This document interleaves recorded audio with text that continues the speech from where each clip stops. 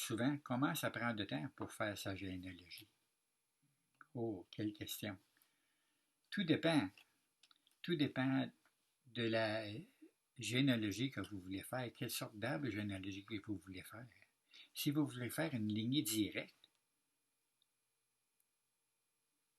ou si vous voulez faire un arbre complet, ça dépend combien de générations vous voulez aller, combien de générations vous voulez reculer. Ça dépend aussi des outils disponibles, les outils que vous utilisez pour faire votre recherche.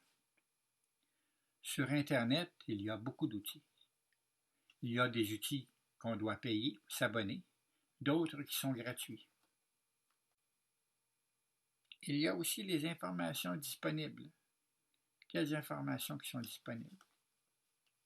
Parce que ce n'est pas toujours évident de trouver la bonne information.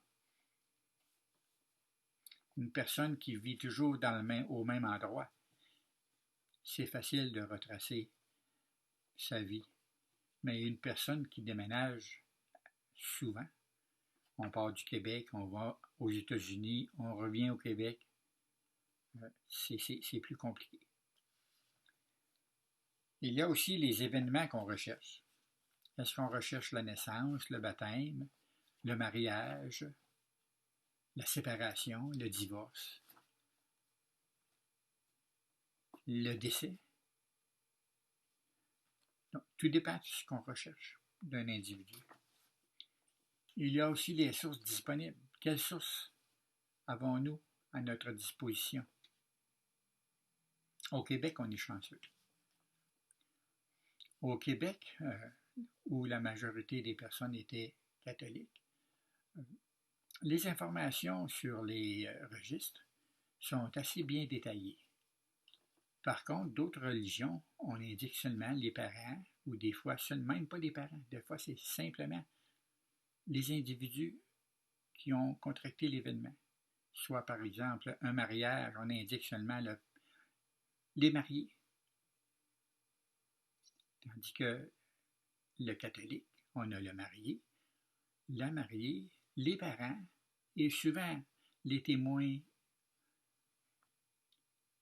en indiquant plusieurs détails.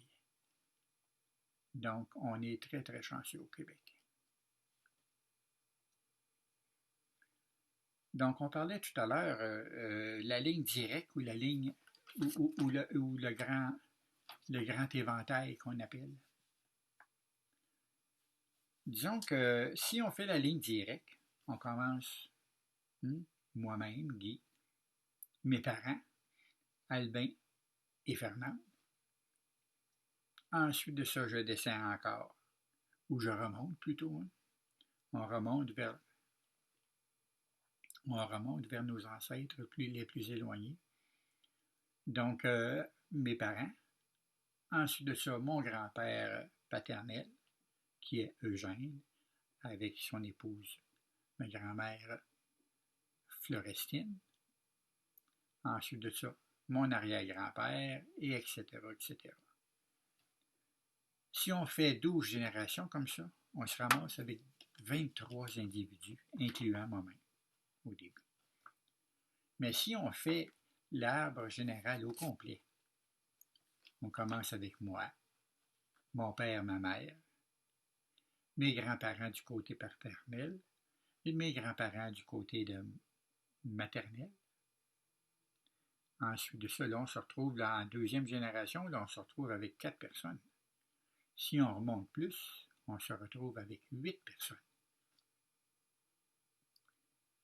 En faisant notre 12 générations comme tout à l'heure, on se retrouve avec un nombre faramineux de 4094 personnes. Si je m'inclus, 4095. Donc, combien de temps ça prend?